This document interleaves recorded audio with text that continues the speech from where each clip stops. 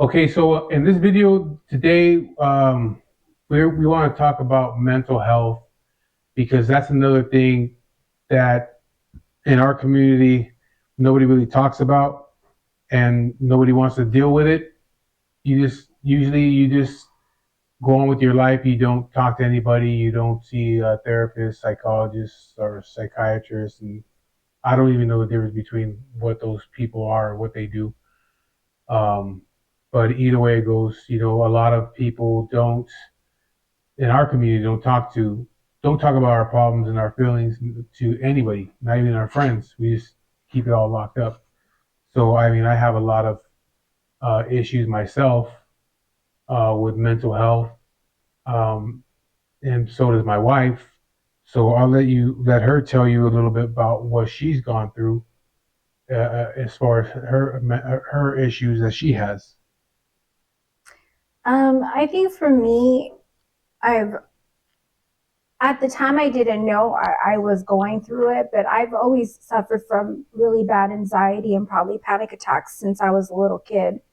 Um, I've always been an overachiever when it came to like my education and I always was really stressed on. I was a very shy child, a very introvert. That's I'm more of a quiet one. He's more talkative and outgoing. But as a child, looking back on it now, those are the things that I suffered from. I remember being little and my mom taking me to the doctors because I would tell her like my heart would hurt, and little did I know those I was having panic attacks or anxiety attacks. It could be from just stressing myself over at school and tests and upcoming tests and stuff. But I've always suffered from anxieties, and they're managed better now as an adult, but it doesn't take away. I still have them every now and then. I don't take medication for it. I have medication for it. I don't think there's anything wrong with medication, and you and I have talked about that before. And I'll let you guys know why this all came up too. But um, I have a little bottle just in case, and I haven't touched it in probably almost 2 years. It's still there, probably expired at this point, but um, there was a time in my life that I was just didn't understand and didn't cope. I didn't know how to cope with stress. Um, at first, I thought it was just, oh, I can't deal with emotional stress or, stress at, in everyday life or relationship stresses. But that's just how I was wired. I took it that way. But I did seek therapy. Um, I started seeing therapy, a therapist or a counselor or psychologist, um, probably starting at the age of 12. And it was just to help find coping mechanisms. There was a period in my life that I did go sideways, and chose a pretty bad path for myself, and I couldn't deal with it, and I ended up attempting suicide. Um, Thankfully, that wasn't the path for me. It wasn't where how my life was supposed to end up. Um, Not a lot of people know that about me. Very, very few people know that about me. So me coming out and telling this right now to you all is my hands are getting sweaty. Um, Him and I have talked about it, and the reason how we started talking about it was my Uh, youngest. don't, don't Um, talk about that. Don't. Yeah, I don't want to talk about that because I don't want to put that out there for people to see. So um, it's just an issue that we had a few months back with a family member, and something that he was going through, and that's how you know it was a tough time for her. Um, Not for me. You know, I for me, it didn't. What had happened didn't affect me at all. But I But think it opened up the it opened discussion. discussion of the mental Yeah. health. But I mean, it affected her a lot, but not me. It didn't affect me at all. Um, but like I was saying in the beginning, we don't talk about these things to our family and to our friends. I mean, I had a friend hit me up recently, and he was, telling me some of his issues that he wanted to, he wanted to talk, that he wanted to, come out and speak on some of the things he was going through. So I talked to him for a little while. We were just going back and forth texting and stuff like that. So he finally started to recognize his issues and trying to fix things. So he started talking to, certain friends that he trusted. Well, I think that it's better though to maybe. Well, I don't know. I don't know because I'm kind of on the fence with the um, therapist and all that shit like that. Because I told my wife before that I wanted to go see somebody. Hmm. That's I when it wanted, opened up that yeah. conversation. I said I want to go talk to somebody. Like I said, I don't know what's a therapist and between the difference between all of them. Psychologist, psychiatrist, therapist. I don't know what's the difference. But I'm still up in the air about it because, the way that I feel is all in people that if you see those people, you go into their office, none of them are like me. None of them come from the streets. None of them have done time. None of them have lived the lives that some of us have lived. So how do you know what we're going through? How do you know how we feel? You don't. They learn from a book, or maybe they learn from videos watching as they're going through schooling and stuff of people that have mental health issues, and they learn from that. But they don't learn from firsthand experience, not in the life that we live on the street and doing time and shit like that. Um, so that's where I'm kind of up in the air about going to see them because, like, well, what do you really know? You don't know nothing about me. You never been there. I think there should be more people like me to go to school and learn about these things, and then you go out and help other people because you've been there and you know what it's like to live the life that we live. Um, but for myself, I know. I mean, I want to go get tested or whatever they do. But I'm pretty sure that I do have PTSD from all the things that I have gone through. As far as you growing up in an abusive home, um, being locked up, um, growing up in around violence and being violent and uh, even sexual abuse, and I'd like to make one thing clear about that is that never happened in my home. I was going through a lot of other shit in my home, but that never happened in my home. Um, but growing up, going through all those, mental, emotional, physical, sexual abuse at a young age, um, you become, it's like for me. I mean, I don't know about everybody else, but for me, and then being around violence, learning that violence and intimidation and and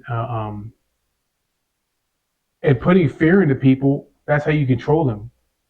So at a young age, that's what I learned how to be violent toward people, and then going through all the abusive shit, it made me even worse as a person.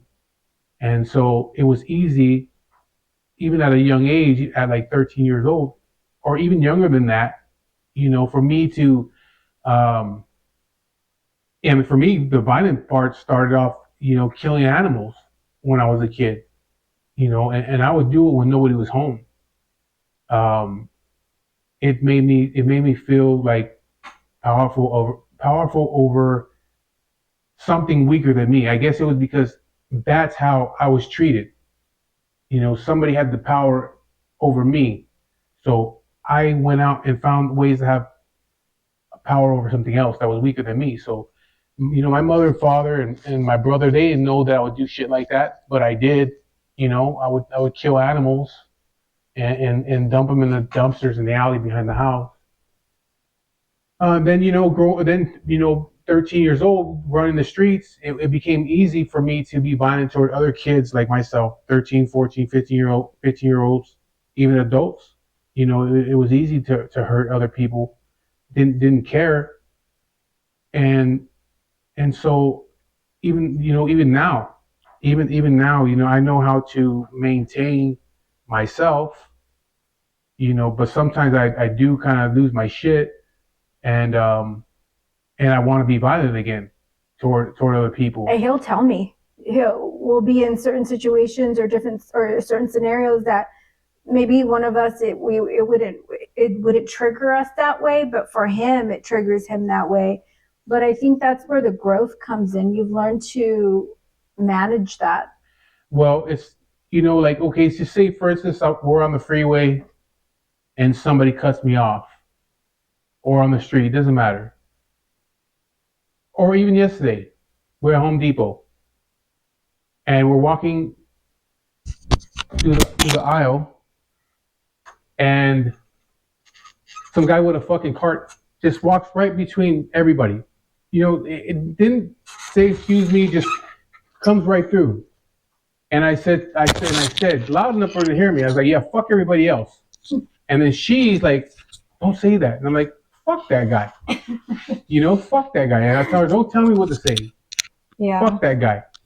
You know what I mean? I'm gonna say it anyway.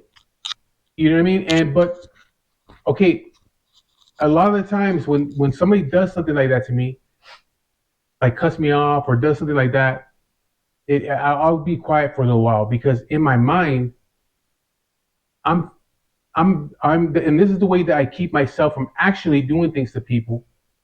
In my mind, I start to think about how I would hurt that person. Payback. Like that guy that did that yesterday at Home Depot. In my mind, as I'm walking to Home Depot, I'm thinking about different ways of hurting him, even to the point of killing the guy. That to me, I would. It's like that's the way my mind goes. If I could get away with it, I would kill that guy just for doing what he did, because that's how my mind works.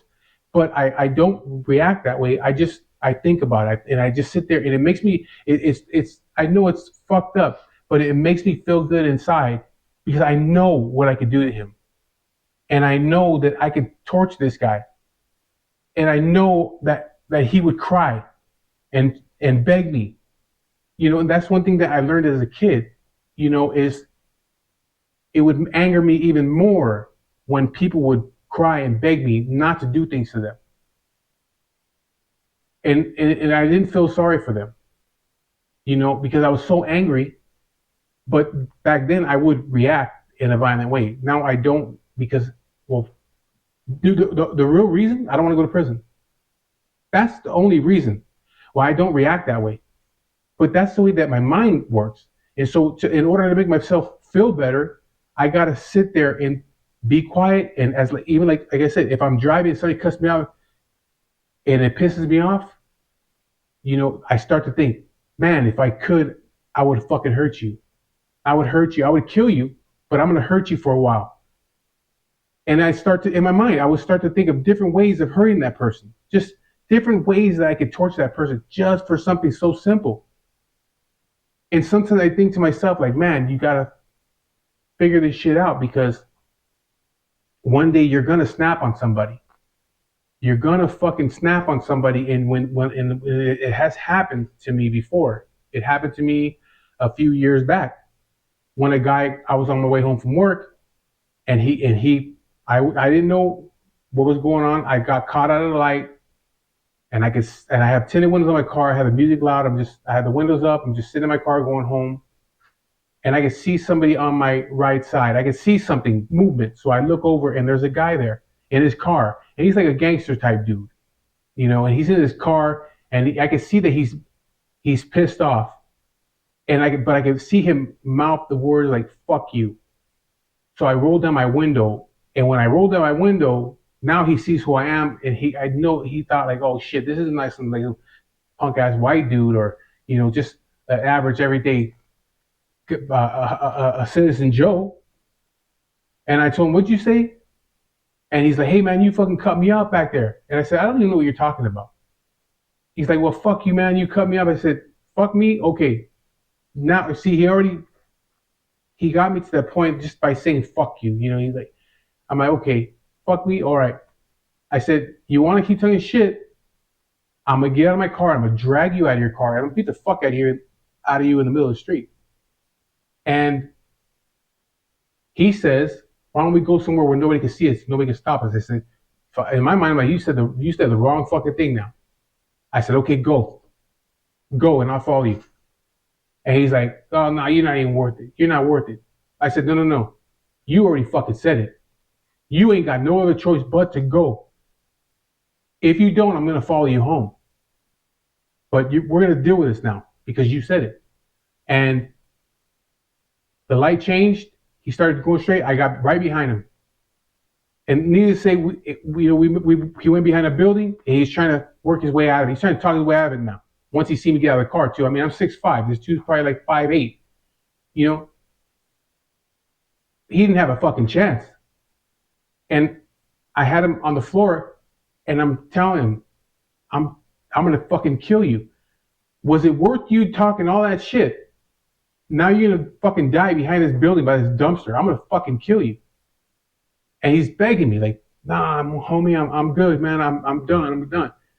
And I started thinking like, fuck, there was cameras back there. I can't kill this guy back here. I started thinking like, man, I gotta fucking stop doing what I'm doing. So I told him, if you get up and start talking shit again, I'm not gonna stop the next time. I ended up getting up and I left. But that's how fast this shit happened. That hasn't happened in that's like 6-7 years ago, whatever time it was. But that's how fast it'll happen for me sometimes. You know, The triggers. it just something will trigger it, and then I'm just like, I'm gonna go at it all the way. You know, and you know, I don't know. That's the way my mind goes. You know, but I'm afraid sometimes that somebody's gonna do something where I'm gonna have. I feel like I have no other choice but to hurt you, even to the point where it's like I'll go to your house if I have to. You know, and I don't want to do that kind of stuff. So I think here is just like the things that we talk about, but we don't talk about, right? Yeah. The things that we talk behind closed doors, but every now and then we'll have a friend or a family member or an incident will happen and it'll start the conversation and it'll bring up these types of things. And this is how it started for us. Early on, we always talked and communicated, and he would tell me these things. You know, he would talk about the abuse and things that he went through as, you know, in his younger years, and we would talk about it between us, but we never realized how common it is out there. You know, we have friends, separate friends, mutual friends that have come and, you know, opened up and said, you know, I need help. Like, where do I start with this, you know? But these are triggers for him. My triggers are social anxieties, and I didn't have any trauma. I think it's just, I have a lot of social anxieties. I think in the early on when we first got together, I remember when we would go into, you would notice it. You'd be like, why are you so quiet? Is something wrong? And it was like, it was something new. I didn't know people. It would just clam me up. You know, for me, it was always one of those things as a little kid. I think it was because I got bullied so badly as a child. I really seriously think this has a lot to do with it. You know, I was different. I spoke Spanish. English was a second language for me. I was very much into school, and people didn't really, I was an easy target. I dressed different. My hair was different from anybody else. And it was just, I got picked on a lot. I used to get this when bullying wasn't a thing. I mean, it wasn't how it is now, where it's so televised and talked about. But it was more of like people going to like me? Are they not going to like me? It was just so awkward. I was very awkward. So every now and then it will come out in those settings, but there are friends of ours that do have issues or anger management or suffer from depression, suffer from anxiety. And those are all very real things to that person. Your things are very real to you. My stuff is very real to me, but we just don't talk about them. We don't know how to deal with them.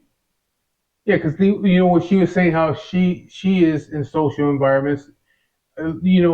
Me, when I go places, like we go to restaurants or wherever we go, it's like I'm always trying to be like a dominant person. I'll get up, we'll go sit down, I'll get up and I'll tell her I'm gonna go to the bathroom. And I walk, I'm not really gonna go, I'll go into the bathroom, maybe I'll wash my hands or something, but I'll walk through the restaurant and I'll stare at everybody that I can just to, it's like for me, I'm just like, I don't know, I want people to see that I'm there. Like, I'm not somebody for you to be fucking around with, it's like being dominant over people. And I was like that a lot too with my friends back in the days. I always had to be the dominant person, even to the point where even my own homeboys, I'll pull out a gun on them too, just to be dominant over them, beat up my own friends just to be dominant over them, I guess it also had to do with me being a kid and being bullied a lot. Mm-hmm. I was bullied a lot and I was always bigger than the other kids, but I was bullied not because I didn't know how to fight, because I did, because my dad used to make us go in the backyard and box with each other. We used to have to fight each other. And there was one time my cousin beat the fuck out of me, like bad. My head was swollen on the side, and they just let it happen. That's the way we grew up. You're gonna learn how to fight. So it wasn't I didn't know how to fight. I knew how to fight, but my thing was, if I beat somebody up at school, well, I'm gonna get fucked up at home. Mm-hmm. I was more afraid of getting fucked up at home than being fucked up by this kid. So I wouldn't fight back. Because of the consequences at home. Because of the consequences at home, I wouldn't fight back, and I would just let them, pick on me. People would pick on me all the time when I was a kid, and like I said, so I'm going through that. And I'm going through all the different forms of abuse. And it just made me into a fucking monster at 13 years old. And that's interesting you use that word monster. Well, that's because that's what I was. No, but because as an adult, when we first started talking about this. And before she said that, one thing I want to be clear about too is I wasn't never violent toward women. That was not my thing. Being abusive, like maybe... verbally sometimes, I guess, but physically, no. I wasn't like that. You know what I mean? I don't like that. I can't respect the motherfucker that'll be with this woman. This, I don't know. That to me is like, you can fuck up your woman, so why would you do it? Mm-hmm. Like in my other video, if I wouldn't let somebody else do that to her, why the fuck would I do that? So I never respected people that did that kind of shit. So I was never violent toward women. I mean, there's exceptions to the rule. Like the story Fat Amy. I would have fucking hurt Fat Amy, because she owed me money. Fat Amy could have fucking died over that. But that's the part of that game. You know what I mean? But as far as the women that I'm with, no, I was never like that. I was more mental abuse with them, as far as the cheating and all that kind of shit. Mm-hmm. But, do you think maybe that is just as equally as bad though? Yeah, because I'm mentally abusing another person. Yeah.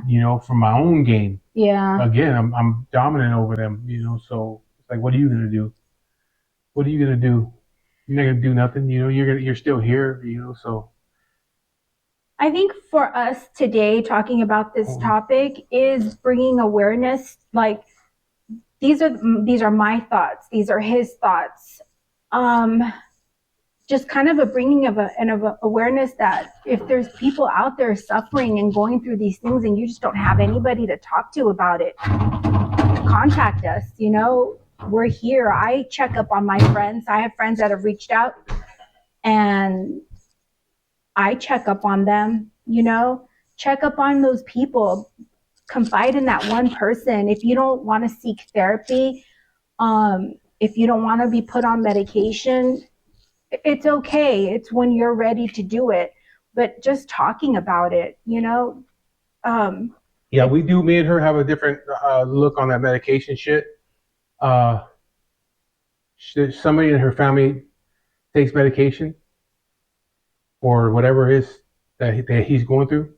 And I have medication on the side for myself, just and in me, case. But I don't believe in that whole thing. You know, put a kid on dope, or because especially when you're younger, because that usually leads to other shit. I've seen it happen so many times before to family members. They put them on fucking Adderall and all this other bullshit, and every single family member I had that was on drugs, they all ended up on heroin and meth and shit like that. Their lives went to shit. They ended up in prison because they needed the drug, and that shit wasn't strong enough no more. Whatever they were giving them wasn't strong enough anymore. My son's mother put him on, I think it was Adderall, or what's that shit they give kids with ADHD? Adderall? I believe it's Adderall. I'm not sure. I think it was Adderall, but anyway, he had came to live with me. He was probably like 8 years old. And he was coming to live with me, and she dropped him off at my house. And he comes up, he gets out of the car, and he comes and gives me a hug, but he's real quiet. And I tell him, go in the house and watch TV. I'm gonna talk to your mom real quick. So I talked to her real quick. She gave me his bags.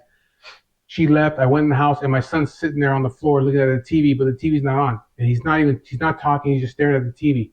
So I sat down and I told him, "Did your mom give you your medication?" He's like, "Yeah." And I said, "You like taking the medication?" And he says, "No." And I said, "Well, why don't you like taking it?" He said, "Because I don't like to do nothing. I don't like to do nothing when I'm on it. I just sit around." I said, "Okay.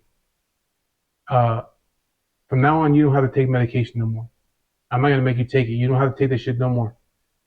I said, "But if you act up and you're bouncing off the walls, you're gonna get your ass kicked. You don't need the medication. You don't need a pill. You need your ass kicked." And it's within 2 days, I don't know, I somehow cured the kid's ADHD because he wasn't off the walls no more. After a couple ass kickings, he knew, like, okay, I can't be doing this kind of shit. I don't believe in the medication. I wanted to keep my son off those drugs that they give him.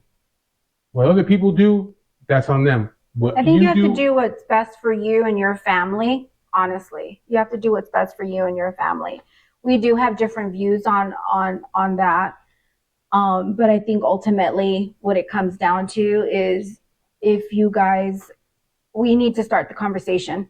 We need to start the conversation on those dark thoughts, the anxieties, and what it could lead to, because ultimately you not being on this earth will affect somebody, you know?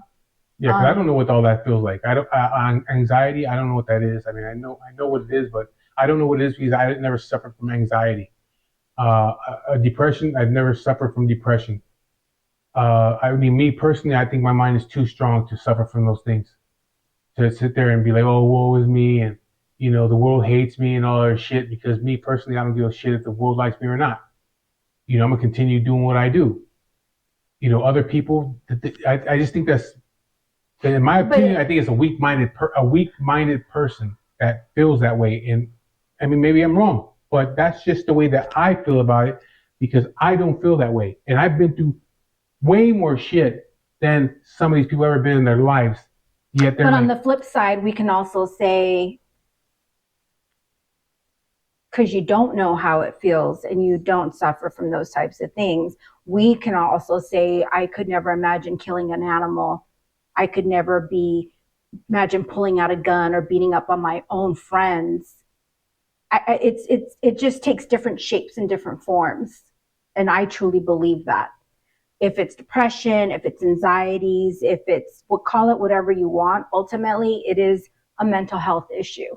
And I'm not knocking anybody with all these issues, anxiety and depression. I mean, That's just that's you. That's your mind. You know what I mean? I'm just saying, me personally, I'm not that weak minded to feel that way. I just can't see it myself feeling that way. Mm-hmm. And even, I was talking to my dad the other day, and he was saying that, at one point he was going through depression. I'm like, and I'm thinking to myself, like, my dad, like, Mm-hmm. you went through fucking depression? You?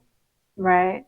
You were worse than me. How the fuck Uh-huh. are you going through depression? Or how the hell did you go through some kind of I could depression? see that because you used to picture your dad this Yeah, I'm like, big, tall. I mean, this big, tough guy. yeah, and Yeah. I'm like, you went thinking to myself when he's telling me this, like, I'm like, wow, you went through fucking depression. Like, I can't see that, But again, I mean, that's his thing. I've never suffered from that, so I don't know what it's like. And like I said, I'm not knocking people that go through that because I don't know what that feels like. Mm-hmm. I just feel like I'm just too strong to feel that way, and I don't care what people say and keep people think that shit has never bothered me. So, but anyways, that's the video today. We just wanted to touch on that. If you have problems, maybe you should talk to somebody, whether it's professional or your own friends. Reach out to Yeah, but somebody. try to find somebody that has been through the same kind of shit that you've been through. Yeah. Because it's easier to talk to them. They understand you. They understand you more than somebody that's never been through it. And so, And if you do go through the route of a therapist, like I've talked to, therapists and stuff. It's okay not to like the first one you go to. You just keep searching for the one that that can help you. And when it comes to therapy, they don't have the answers. They help you navigate through your feelings and open up what you've been buried inside and kind of help you, kind of like a self-discovery type of thing. That's what they're there for. That's what they do. Um, but it's okay not to like the first one. Don't give up on it if that's the route that you're wanting to go through. Have a support system outside of that as well, someone that you can confide in, a friend, a family member, if that's opening up too much, or some people don't like to talk about those things. I mean, I know Mike is open to talking to people, who've been through his situation. Reach out to me, reach out to anybody. You just don't want to keep that stuff inside. I think bottling it up inside is even worse. yeah, it is. It affects it just affects you all the way around, your mentality. Mm-hmm. You know what I mean? Like I said, I held things in for so many years, and I just became so violent that it just became easy to be violent. And another thing before we end the video is, I was talking to a friend about 7 years ago, my friend Mondo, and I was telling him because he grew up in the streets too. He's from Puente. He did a lot of time, like 8 years in prison and shit. One day we were talking, and I told him, I says, "Do you ever miss the violence, the way things used to be? The way we used to be able to get away with things and stuff like that." He's like, "No, I don't miss it because I did all the time in prison, all that stuff, and I like to just try to live a normal life. And he's like, "Why?" And I said, "Because I do. I miss it. I miss being able to do whatever I wanted to do to people, when that upset me, and now I have to hold it all in, and that's what worries me. That one day I'm gonna snap because I hold it all in. But one thing about all the things I have been through, the thing that came out of it for me is that it helped me to deal with the cancer. Mm-hmm. It helped me not to be weak when it came to having cancer. Other people will give up. Other people will just, they get depressed because they get cancer. They don't know how to deal with things. But I've been through so many things that it's like, okay, this is just another bump in the road that I got to go through. And it helps me to be able to deal with it. So that's the good thing about all the other shit that I've been through. And when I think about it, would I take all that stuff back? Would I want to be what they call normal? A normal mentality? I wouldn't want to. If they could take all this shit out of my head, I would say no. I don't want to. I don't want to be that way. I want what I like. I can't function without it. I don't want to be normal like that, or what they say is normal. Mm-hmm. I don't want them to take that from me because it helps me deal with all the bad shit that comes along the road in life. So, anyways, like she was saying, if you have problems and you want to talk, go talk to somebody, a professional, if you want to, but if not, go talk to a friend. And again, talk to somebody that has been there through what you're going through, so they can understand you. They understand what you're going through, and it's easier to be helped if you talk to somebody that's been where you've been, Yeah. other than talking to somebody that hasn't. So anyway, that's the video for today. We appreciate you watching our videos, and hopefully you like and subscribe to the channel, and share the videos with people. And that's it. So thank you.